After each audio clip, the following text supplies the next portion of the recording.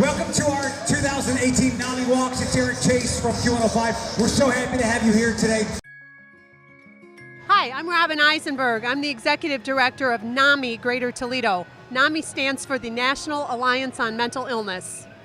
Today we're here at UTMC to celebrate NAMI Walks 2018. This is our 12th annual walk and fundraiser, but not only does this event raise money to assist NAMI Greater Toledo in providing our awesome services, but it's also the largest community awareness event that we have here in Northwest Ohio that's focused on mental illness and busting the stigma around mental illness. We're expecting close to 1,000 walkers here this morning. We've got all kinds of activities here. We've got a DJ, we've got Muddy from the Mud Hens here, we've got a bouncy house for the kids, we've got caricatures, we've got some raffles going on. People can win some awesome prizes. And we're all here to come together this morning for a few hours and just make a statement to the community that mental illness is real and we're going to be supporting it. Today, as of this morning, we had about over 60 teams registered to participate today. NAMI Greater Toledo has weekly support groups. We provide free education classes for family members and parents who are supporting a loved one. We have creative expressions art support workshops that we do all over the community every month. We do suicide prevention education out in the community to schools, organizations, churches, and we also have a family navigator program. We have a full-time staff person that works directly with families to help them kind of prioritize what their challenges are, get them linked up with services, and make sure that we can help them navigate that very, very difficult journey. My name is Jane Weber. I am a member of the Toledo State Hospital Cemetery Reclamation Project, and I'm here at NAMI Walk. NAMI is our parent organization, and they support us, and we're grateful for that. I'm a retiree of Northwest Ohio Psychiatric Hospital and have a long history with the hospital. But even as an employee, I was unaware of the cemeteries that contain those who were patients as far back as 1888. And they're right here in South Toledo.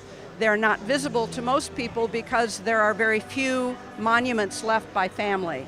Out of almost 2,000 burials, there are only 3 family-placed monuments in the cemeteries.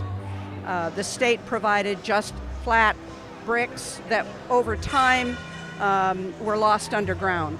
It's been a project that I've worked on since 2005, and in that time, we've raised all but about 50 of the lost markers here on UTMC campus out of a total of almost 1,100.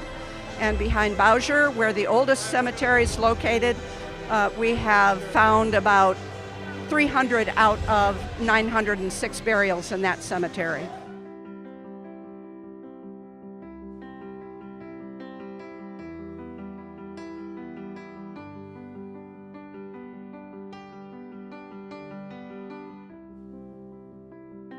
Our purpose is to reconnect family members who are looking for those who were lost during a time of very strong stigma that prevented family from really discussing that they had someone who was a resident at Toledo State Hospital. We do have records. We are very public about what we're doing with the website, Toledo State Hospital Cemetery.org. We're also located on Facebook. And if you do a search for Toledo State Hospital Cemeteries on Facebook, you'll read some of the fascinating stories about the individuals who are buried up in the cemeteries, as well as stories about the history of the hospital. Today, flags are being placed. We call them I am flags because in bold letters they say I am, which acknowledges their past. And under that is forgotten no more, which is equally important because their role in mental health is very strong. They had a history in which they were part of the many changes and the transformation that has taken place over the past 130 years. We should not forget them. We should acknowledge them.